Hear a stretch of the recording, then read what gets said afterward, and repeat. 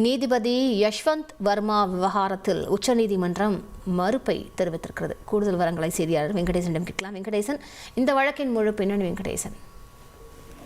டெல்லி உயர்நீதிமன்ற நீதிபதியாக இருந்த யஷ்வந்த் வர்மா கட்டுக்கட்டாக பணம் சிக்கிய விவகாரம் தொடர்பாக 3 நீதிபதிகள் குழுவின் விசாரணை அறிக்கையை குடியரசுத் தலைவருக்கும் பிரதமருக்கும் உச்சநீதிமன்ற தலைமை நீதிபதி கடந்த 8ஆம் தேதி அனுப்பி வைத்தார். குறிப்பாக நீதிபதி யஷ்வந்த் வர்மாவை பதவி நீக்கம் செய்யும் வகையில் இந்த விசாரணை அறிக்கையை குடியரசுத் தலைவருக்கு உச்சநீதிமன்ற தலைமை நீதிபதி அனுப்பி வைத்த நிலையில் இந்த விவகாரம் தொடர்பாக குறிப்பாக நீதிபதிகள் குழுவின் விசாரணை அறிக்கையை தகவல் அறிவு உரிமை சட்டத்தின் கீழ் வழங்க வேண்டும் என தெரிவித்து அம்ரித்பால் சிங் கால்சா என்பவர் தகவல் அறிவு உரிமை சட்டத்தின் கீழ் கடந்த 9ஆம் தேதி விண்ணப்பித்திருந்தார்.